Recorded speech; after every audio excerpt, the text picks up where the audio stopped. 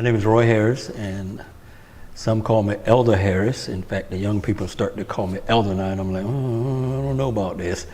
But this filming and this project is a collaboration between the YMI, Leaf, Global Arts, the community, and all that's going to participate in it. And so we're just trying to bring not some clarity, but we bring some other understanding to some of the issues that we're facing today.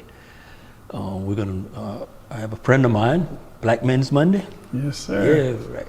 And met this gentleman maybe a year ago, a little less than that and everything. And I consider him a friend, and we're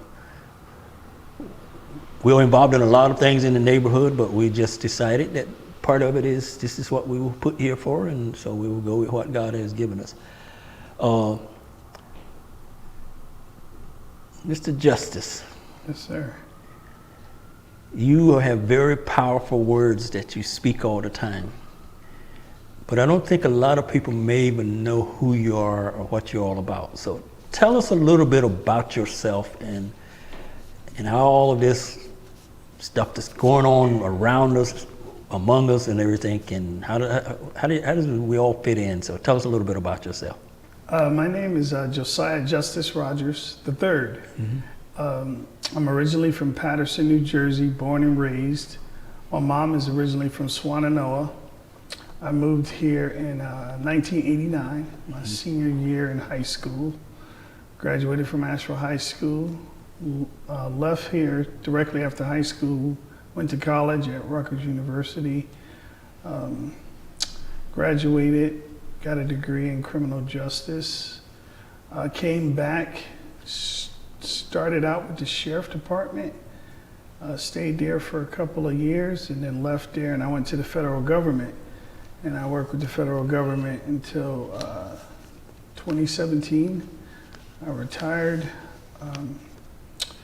I worked for Federal Protective Services and ICE and through Homeland Security.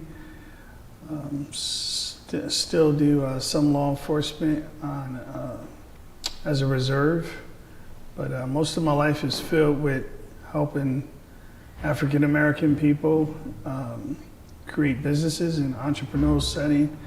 I am an entrepreneur in real estate and businesses. I own a couple of commercial properties, some residential properties.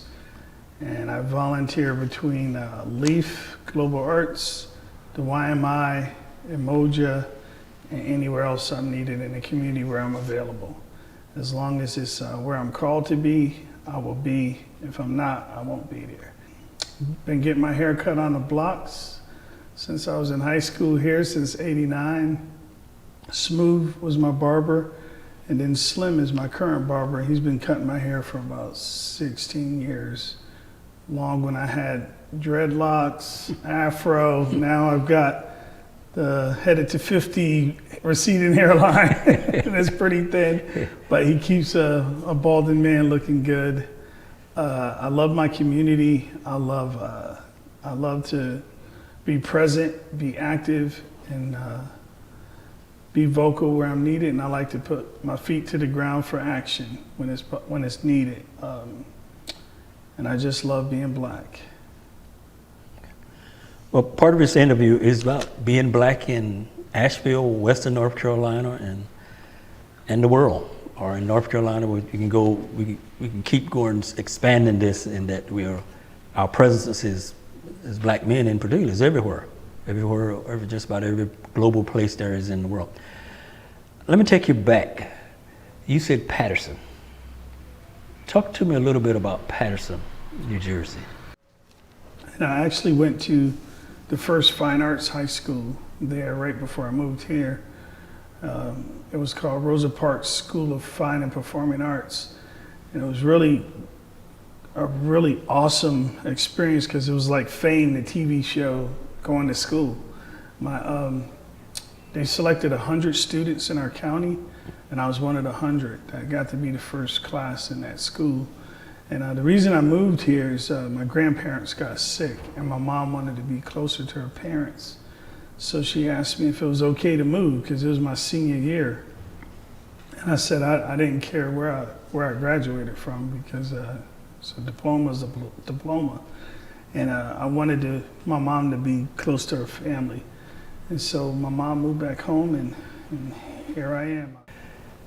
When you hit Asheville High your senior year, was it a shock? It was a little bit of a culture shock. It was what we would consider a little bit slow in the times, I guess, fashion-wise, music. It was the first time I went to a school with a lot of white kids, because primarily where I went to school was Hispanic and Black. So it was very different dynamic in the culture setting. It was a learning experience. It was very different from where I grew up. It was really, I noticed that there wasn't a whole lot of like activities for Black kids here. I did get to go to a couple of centers that were around, play basketball, but one of my favorite things to do is swim. So there was a lot of swimming here at the time, but I've grown to enjoy living here in Asheville. I'm about to ask you a poignant question. When was the last time that you heard the N-word? Personally to myself?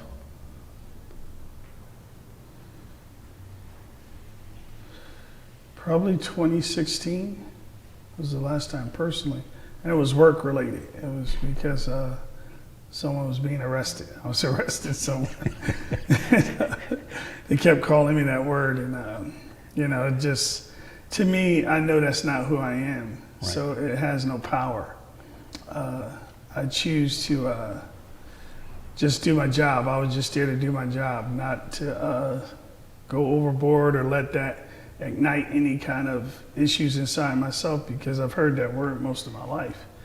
And so I've learned to diffuse it and don't use it, and I just choose to not let it get to me, I guess. One of the things I know about you is that you're going to take it to the next level.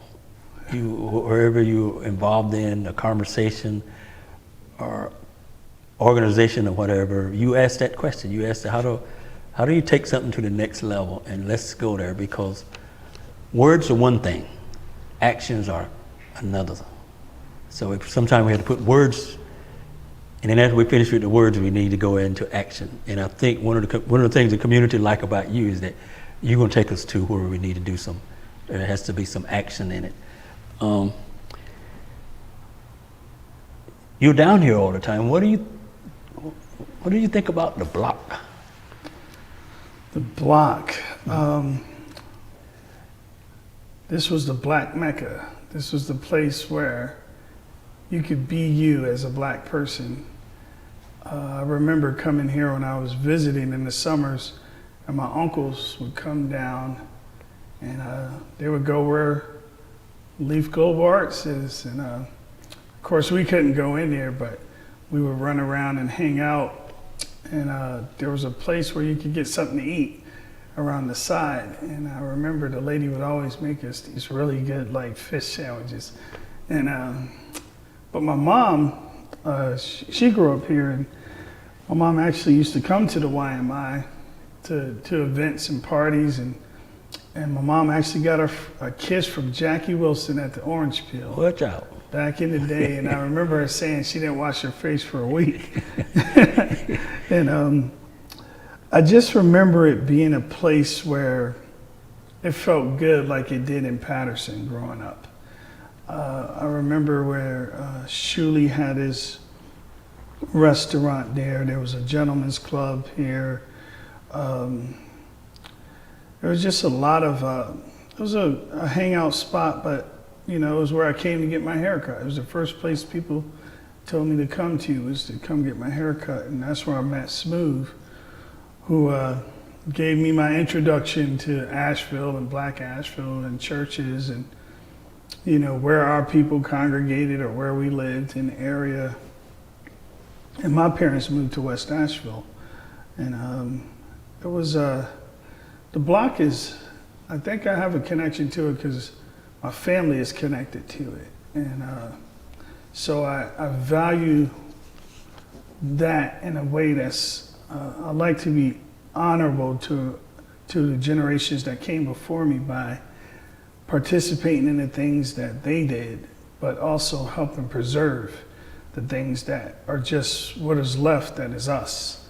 And I appreciate Global Arts and being in the building that they're in as I walk in there during the week, because I volunteer with the students every Wednesday.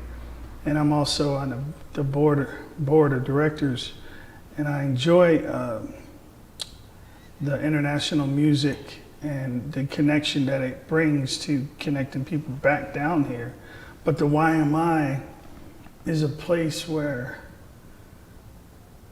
it was a safe haven to Black people, because it was a place where you could do it all. We had a funeral parlor here. We had a bathhouse. We had a swimming pool.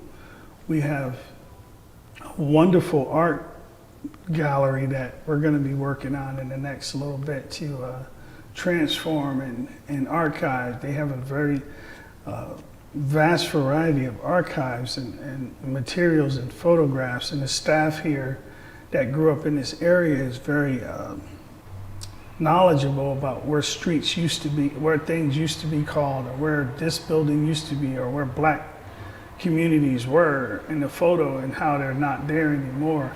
So it gives me an insight of how the world has changed, but the YMI is still here after 100+ years.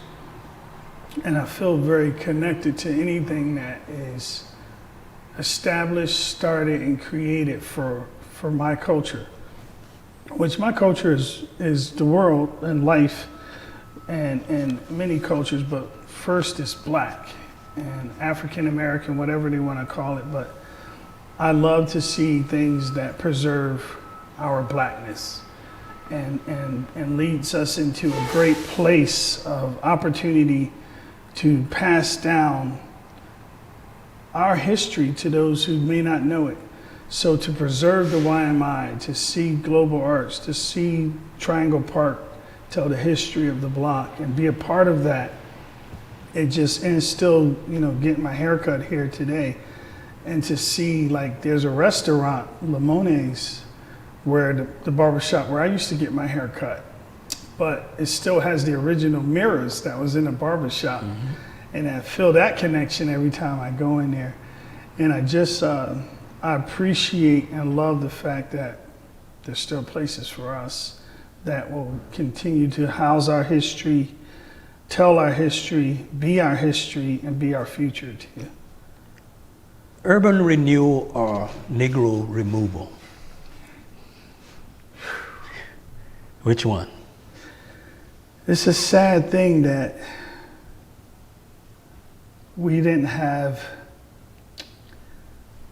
either the know-how or the people around us to help preserve or save the communities, and to see it be dissipated and go away, and see us be moved out of where, grandparents worked hard to purchase land and homes that are now used for utilities or streets or new condominiums or new apartments or nothing at all. They just took some of the streets and just took the houses away and put grass. And to see how it was once a vibrant neighborhood, because I remember the friends that I had going into their neighborhoods. It was a majority of Black people, and it's not that anymore. We're pretty spread out all throughout the county. What do you want to tell the world right now? Honest, you want me to tell my honest truth? Honest truth. I think it's time for Black people to encourage, not only to encourage, but instill that it's time for us to become what we have always said we don't want to, or we complain about, and that is to be police officers, police chiefs, firemen, doctors, hospital executives and companies. We need to be county commissioners, city council, physicians, dentists. We need to be real estate agents. We need to take all that anger and all that energy and focus it on something that grows our community in a way we have never seen. And so that generations from now will have opportunities that's just life for them. Going to be a doctor is just life. It's not like it's one in every 3 generations in the family, where there's a generation of kids that grow up and all the kids are doctors, or all the kids are in law enforcement in different degrees or positions. We need to be in positions of power in the government. We need to be in the seats. We need to be sitting in the seats. We need to have ownership. We need to stop being materialistic and take our money and put it into things that create generational wealth. We need to focus on things that break away from the curses and the poverty mindsets, and to overcome the oppressor is that they're going to get old. We need to stay healthy. We need to stay resilient. We need to change our eating habits. We need to change our mindsets. We need to really rise up and be what those in generations like you who came before us, we need to honor and display a great attitude of respect and love for each other. We need to have true unity, and we need to find that when we're unified, that we're unstoppable, and that not in a way that we're going to repeat the same thing that the oppressor has done to us, but that we are powerful in a way that people will see that we are a loving, joyful, beautiful, amazing cultural people who I think that we need to rise up in a way that those who are looking down on us, our ancestors,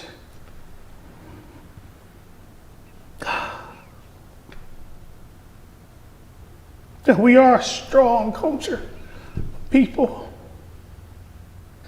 So for me, I'm healthy, I'm still young, and I'm still able, and I will fight, and I will encourage anybody that looks like me or similar to me in any skin color or oppression or being denied something. Women, children, people, that they need to go beyond the limitations that were before them and fight and see the greatness that's inside of them, and that they're worth more than what's being said to them, and that they're worthy of great opportunities in life living.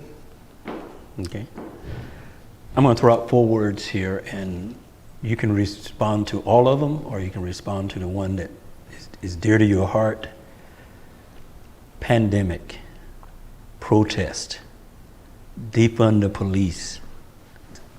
As a person who's worn a uniform, and I took an oath. I've taken 3 of them. I took an oath to honor and love my wife in marriage. I took an oath to uphold the laws of this country by foreign or domestic, to protect and serve. I took an oath to protect this country. And for me, to defund the law enforcement that's not what the problem is. It's not the money. The problem is in the mindset of the people that are being recruited. If you think about it, you take away the hood and you give them the uniform, and you just gave them all the power that they secretly used to do with the night riders who wore the Klan suits. If you have a racist police chief in a racist town. He's hiring all his buddies who are racist. And I think that what needs to happen is law enforcement has to be revamped from the bottom to the top. It was originally created to go out and get us. It wasn't to enforce the laws of the land. It was created to go out and get slaves in a lawful way. And they wrote the laws that benefited those who wanted to use us as property and to enforce the things that kept them from being free. But I think defunding the police departments, because the guy who put his knee on Floyd, that had nothing to do with money. That was power. We need to change the power. My one question would be, how effective would law enforcement be if we took the guns away? If we took the weapons away and all you had to do was police with your mind, your voice, and your physical hands. What does the future look like? Being black in Asheville, Western North Carolina, or the world? What does the future look like to you? I think the future is pretty bright. I think that there are more people who are aware of how black people have truly been treated than that we know. Because the world loves to hear the bad news, but we rarely rejoice in good news. But I think there are people of all walks and colors and ages that understand that there has been a big divide between black and white, and that, it's time for us to move past color, because at the end of the day, we all are human beings. But here in Western North Carolina, I think that there are a lot of people who are wanting change and desire change to benefit not only black people, but those that are generations to come, but also to give awareness, knowledge, real history, and who are here to join in and make a change that's a blessing to all of us.